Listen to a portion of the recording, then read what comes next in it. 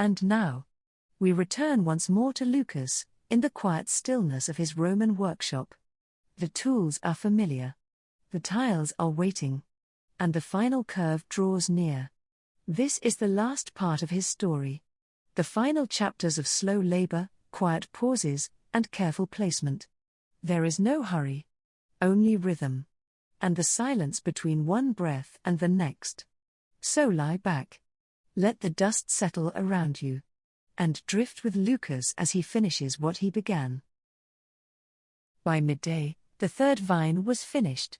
It lay across the floor like a quiet sentence written in curved lines, not meant to be read aloud, but traced slowly with the eyes, then forgotten. Tullius sat near the open window, holding a damp cloth, gently wiping the stone basin where the pigment bowls had rested. The red one still bore a stain, a deep, dusty crimson that refused to lift, even after many rubs. He did not mind. It was part of the process now, a kind of permanence that felt earned. Lucus was standing just beside the border's edge, a small wooden board in one hand, where 3 unused green tiles remained. He did not speak. He was watching, as if waiting for the last breath of the pattern to settle. The air had warmed, but only slightly. A gentle draft moved through the open archways, carrying with it the faintest scent of olive wood smoke from a kitchen down the hill. The quiet was not empty. It was full, of stone. Of dust. Of effort left unspoken. Then, a shadow returned. Long and thin, it slid silently across the outer wall, the same way it had earlier that morning. Lucus did not turn. But Tullius saw it. And stilled. Footsteps followed, slower than before. Measured. Intentional.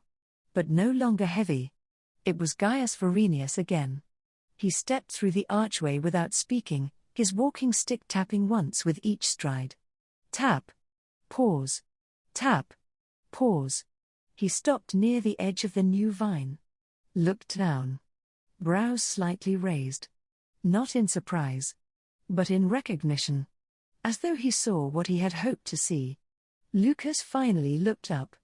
Their eyes met, briefly.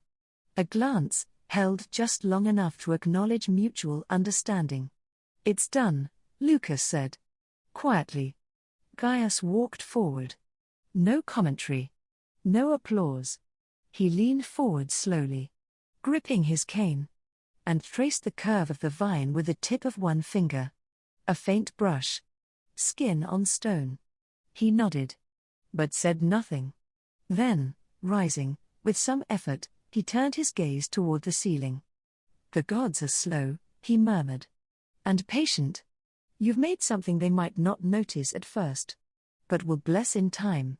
Lucus remained still. Gaius turned to Tullius now. Studied him for a moment. "You're learning," he said. "To wait." Tullius nodded, uncertain if he should reply aloud. So he didn't. He just folded the cloth in his lap. One edge over the other. Neatly. Gaius stepped back toward the doorway. Stopped before leaving. Then added, without looking back, "I'll return when the spiral begins." And with that, he was gone again. The room remained full. Not of words, not of instruction, but of something else. The kind of stillness that comes only after careful work has ended. Lucus sat down, his hand brushing lightly over the completed vine. Then he whispered, not to Gaius, not to Tullius, not even to the room, but to the pattern itself. It held. The morning after the patron's visit was quieter than most. Not because fewer sounds reached the workshop, but because Lucus heard less. There was something about a finished vine, especially one reshaped so late in the process, that left his mind blank.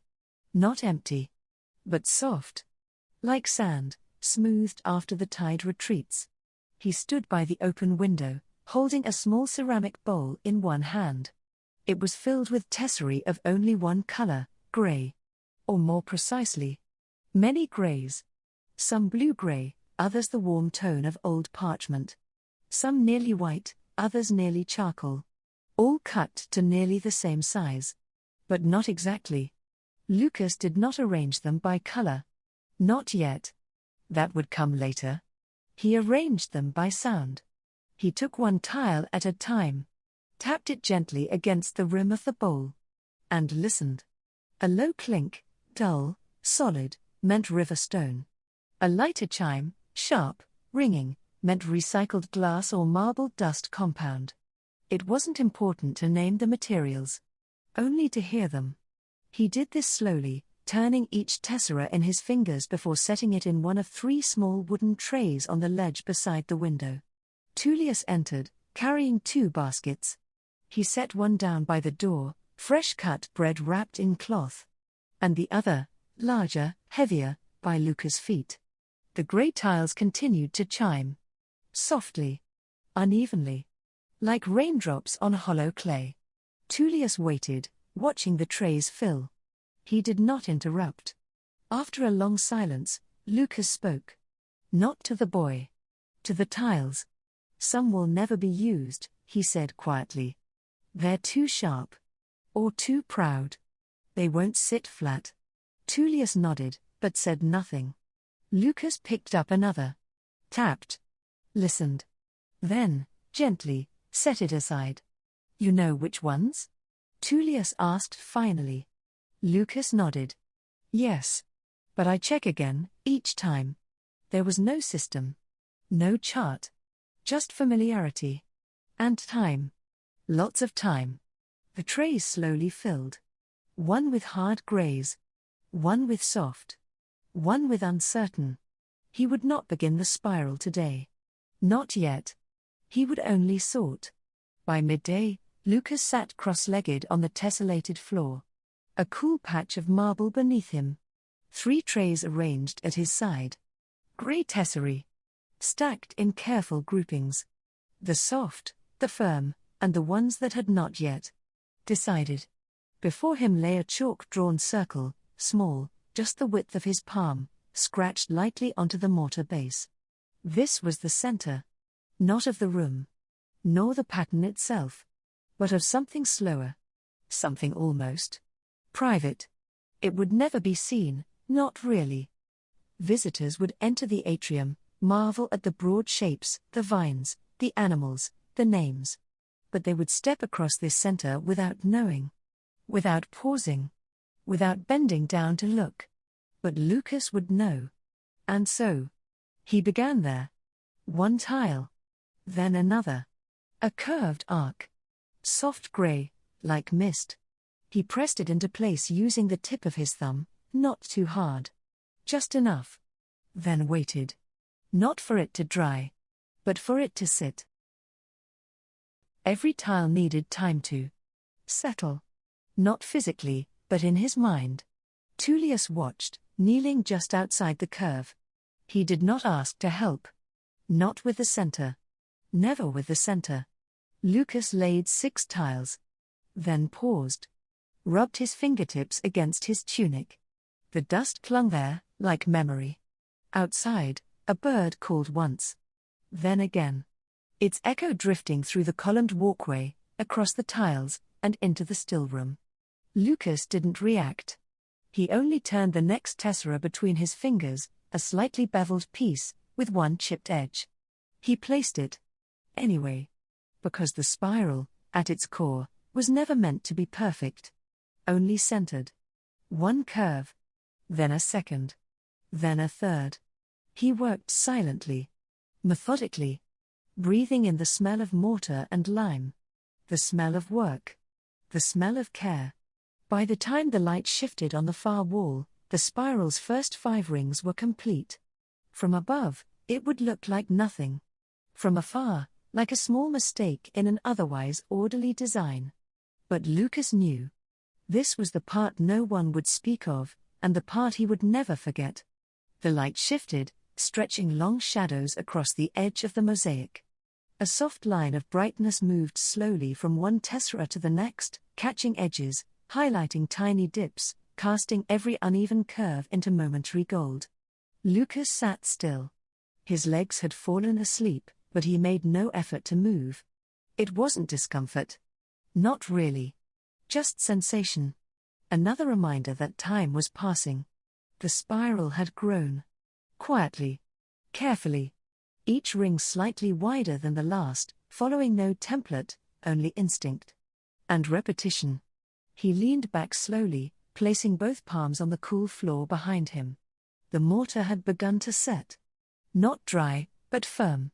Enough to hold. Not enough to forget. Tullius had gone by now. Left with the trays stacked and cleaned. The unused tiles covered. A pot of water set near the door, just where Lucus could reach it later. The silence deepened. Not from absence, but from fullness. The workshop was not empty. It was still. There's a difference. The walls held echoes, from the clink of the bowl, the scraping of the stylus, the rustle of cloth, and the soft hush of fingers pressing earth to earth. Lucus stared at the pattern. The spiral had no end yet. It would continue, not in lines, but in gentle expansion, a quiet pulse outward. Like breath. Like thought. Like memory. He stood at last, slowly, legs stiff. He walked to the basin near the wall. Dipped his hands into cool, cloudy water. Dust released itself from his fingertips. From beneath his nails. From the small cracks at the edge of his knuckles. He did not scrub. Just soaked. Just let it go. He dried his hands on a worn cloth hung beside the door. Then paused. One last glance at the floor. The spiral. The graze. The center. The day's quiet completion. He did not speak. There was nothing to say. He simply turned, stepped through the curtain, and left the room to rest. The morning did not begin with sound. It began with weight. A heaviness in the air, soaked in grey, slung low against the rooftops, clinging to the shutters and the tiled eaves. Lucus stood by the door, one hand resting on the frame. He did not open it. Not yet. Beyond the curtain, the street was still. Not quiet, just still. Rain had not begun, but it was close. Settling in the breath between one heartbeat and the next. He waited. Inside the workshop, the smell had changed. Not dust and lime. But something cooler. A dampness that rose from the stones, seeping into the fabric of the day. Lucus moved with care, not because he was tired, but because the rain asked him to. Even before it fell, the sky slowed everything. Even thought. Even memory. He unrolled the cover from the central section of the mosaic, revealing yesterday's spiral, the soft graze, the steady curve, the careful center no one would ever see. A breeze slipped in through the small, high window. It brought no scent. Only pressure. Lucus picked up a cloth, the one he used to wipe his tools, and began folding it, then unfolding it, then folding it again. He was not thinking. Not planning. Just folding. He placed the cloth down, and turned to the window. Still no rain. But the light had faded. Everything was the color of old pottery. Of worn wool. Of soft ash. Tullius would not come today. Not if the rain held. Lucus didn't mind. The silence fit. It settled around him like a second robe, loose, unstructured, familiar. He took up his stylus, walked to the far edge of the mortar base, and knelt. He would not set tiles today. Not with the air so thick. But he could mark. Gently. He scratched a new line across the chalk guide. Not to start a figure. Not to sketch a creature. Just a line. Simple. Soft. A quiet line, to hold the place where something would come later. And as he drew, the first drop fell. Just one. A soft tap on the stone ledge by the door. Then another. Then 5. Then many. A slow, steady pattern, not unlike the one beneath his knees. Only. This one was overhead. Falling instead of forming. Temporary instead of fixed. Lucus smiled, barely. Just at the edge of his mouth. He set down the stylus, folded his hands in his lap, and listened. To the rain. To the silence. To the way time, on days like this, was allowed to dissolve. The rain did not stop. It did not pour, either. It simply stayed. A steady pattern, soft and persistent, tapping the stone lintel, running in narrow streams down the edge of the shutters, dripping in slow rhythm from the edge of the awning outside. Lucus moved toward the corner shelf. It was a tall one, built by hand years ago, before the atrium had been tiled, before the workshop had held anything but empty space and intention. The wood was worn smooth. Not from sanding, but from use. Years of trays sliding in and out, baskets tucked into corners, dust brushed off with the backs of hands and the sides of sleeves. He reached for a stack of stone samples. Small, square tiles, each one different. Some too soft. Some too brittle. Some perfectly strong but oddly colored, a pink too bright, a green too strange. Lucus did not discard these. He never had. He believed even the unusable deserved a place. He picked up one tile, a dark ochre, almost red, and turned it over slowly in his hand. It had a slight ridge on one side. A small flaw that would cause uneven pressure if placed in a floor design. He studied it for a moment longer. Then set it carefully on a different shelf. A new pile. A new category. Not useful. Not useless. Just unplaced. He continued this way, sorting trays, lifting cloth covers, brushing away fine dust with the hem of his tunic. There was no rush. No goal. Only order. Only movement within the stillness. He paused now and then to listen, not to the shelves, but to the rain. The sound changed slightly with each quarter hour. A shift in direction. A new rhythm on the roof tiles.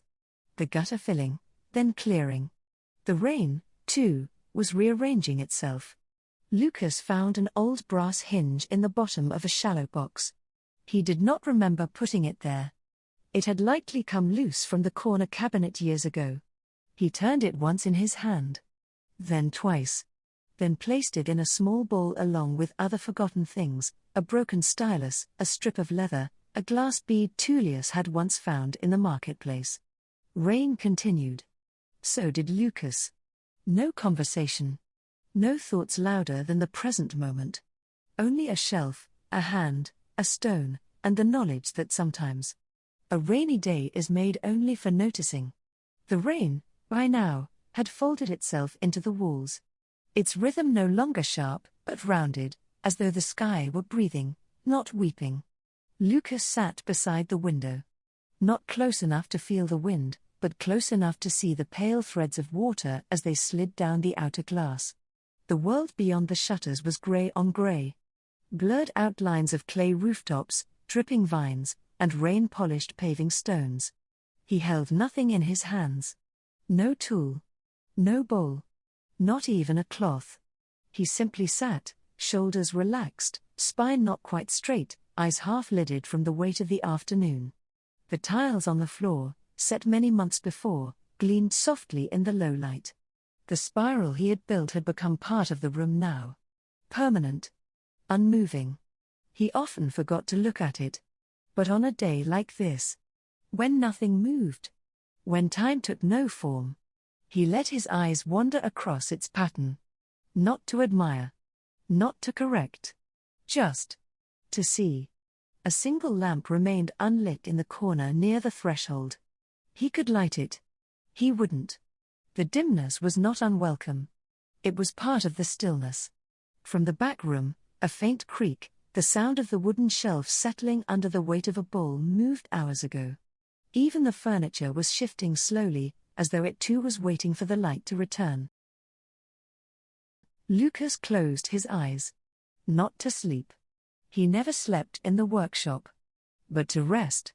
To soften his gaze until even the thoughts began to fall like the rain, gentle, incomplete, dissolving before they touched the ground. He thought briefly of a mosaic he had seen as a child, in a bathhouse, far to the north, its colors dulled by steam, its surface cracked by centuries of footsteps. He could not recall the pattern. Only the way the stones had looked wet, even when dry. And how the light on a rainy day, just like this, had made them shine as though new. He let the memory slip away. Unfolded his fingers. Exhaled once. Then again. And again. There was no task left today. Not really. Only the wait. The watching. The sound of rain as it touched the roof. The shutter.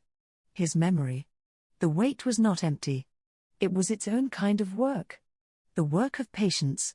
Of stillness. Of simply being.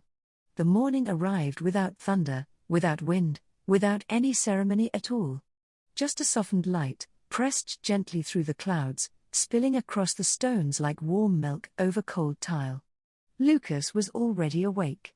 He had not needed the bell nor the rustle of passing carts. Something quieter had stirred him. Perhaps the stillness, or the faint glimmer that had crept beneath the shuttered windows. He moved slowly, his robe brushing the stone floor in long, drawn-out sighs of fabric.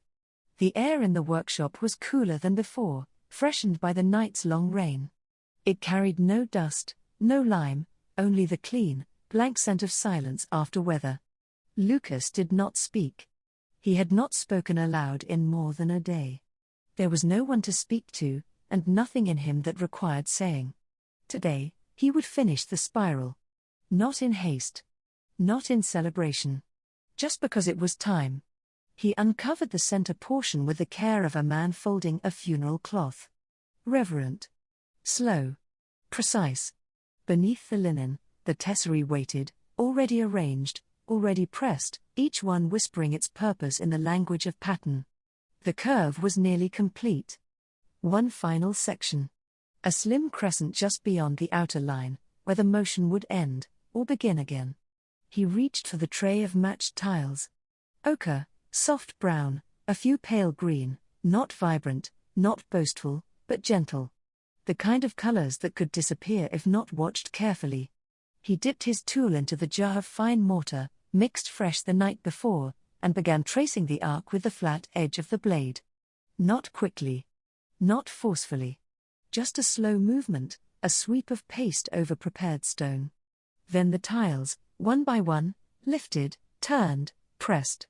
Each piece found its place with the subtle sound of contact, barely a click, barely a sigh. Lucus did not lean in. He did not furrow his brow. He did not need to. His hands remembered. Not just the shape of spirals, but the years of setting them. Each curve different. Each one the same. The sun rose higher, unseen behind the grey curtain outside. Its light grew stronger, edging the walls, warming the tray, softening the colors into something less certain. Less exact. Lucus paused. Looked. Let the shape become part of him before continuing. 3 more tiles. 2. 1. He set the final piece into the mortar and pressed. Not hard. Just enough. Just right. The spiral was complete. Not finished. Not perfect. Just complete. He sat back. Folded his hands. Exhaled. And in the soft, new silence, the morning light moved slowly across the floor, tracing the spiral's curve as if to learn it by heart. The final tile had been set. The spiral rested in its fullness, quiet, still, not asking for more. Lucus stood slowly, his knees offering a soft protest, not pain. Just the memory of years bent in careful posture. He carried the tray to the back table. No more tesserae today. No more mortar. Only what had already been placed. He set down the palette knife, its wooden handle worn smooth by days of slow use. The edge was caked in a pale line of drying lime. He dipped it into a shallow bowl of water, turning it once, then twice, watching the cloudy swirls drift outward like ink from an ancient brush. The sponge was next. Used to wipe away mortar flecks, to clean joints, to blot excess from stone corners. He rinsed it carefully, wrung it out, then set it by the window to dry in the light. There was no rush. Only the calm of finishing. A cloth wiped the edge of the bench, then the base of the water jar, then his own hands. Streaks of dried grout flaked away from his fingers, falling like grey petals onto the tile floor. He swept them gently into his palm and dropped them into a jar, not for reuse, but simply to be kept. Lucus had always saved fragments. Even the smallest pieces told the story of the work. When the tools were clean, He laid them out in a straight line. Blade, brush, sponge, wooden spreader, measuring string, tin dish, bone point stylus. Each had done its task. Each now rested. He stood back, folded the cloth in half, then half again. The light from the shutters fell softly across the table, touching the tools like a farewell. The light had shifted again. Not brighter. Not darker. Just softer, as if the very air was beginning to blur at the edges. Lucus remained still, seated beside the completed spiral, his robe folded neatly at his sides, his hands resting gently in his lap. There was no need to rise. No urgency to move. The work was done. Not in the way a task is finished, but in the way a season ends, quietly. Gradually. Without a line to mark the moment. Before him, the spiral lay undisturbed. It curved inward, then outward, a slow, deliberate motion set in stone. He looked upon it with no expectation, no pride, no longing to change it. It was not perfect. And that was its piece. He studied the final pieces. How they nestled into place with barely any gaps, how the lines curved with just enough tension to feel alive, yet calm. The mortar was setting now. Soon it would harden. Soon it would be memory.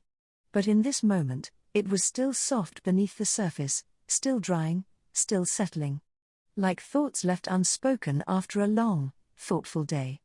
Lucus leaned back just slightly, allowing the quiet to fill the space between him and the mosaic. A distant breeze whispered through the shutters, catching on the dust in the air, making it dance, slowly, gently, like light shifting over old stone. He closed his eyes. Not to sleep. Not yet. But to feel more deeply the shape of stillness. Outside, the day moved on. A cart creaked faintly in the distance. A bird passed overhead. But inside, the world had paused. Nothing called. Nothing tugged. Lucas let out a breath, slow and even, as if releasing a final thread from the loom of the day. And beside him, the spiral remained. It would remain tomorrow. And the next day. Long after his feet no longer crossed this floor, long after the scent of lime and stone faded from the room. That was the nature of the work. To make something still. To make something stay. And so he stayed too, just a little longer, not to admire, not to linger, but simply to be beside the thing he had made. Until all the quiet became his own. And so the spiral remains. Quiet and unmoving, beneath soft Roman light, beneath the hush of centuries. Lucus has stepped away now. His tools have been folded, his bench cleared, his breath slowed. The room is still. The work is complete. And here you are. Resting beside the shape he left behind. No need to move. No need to think. Just let the silence fill the space where words have faded. The stones do not rush. The spiral never ends. And neither must you. Let your thoughts drift. Like dust in a quiet room. Let your body soften. Like plaster cooling beneath your skin. You've walked the full pattern. Step by gentle step. And now, you may rest here as long as you like. Good night, from Boring Tales.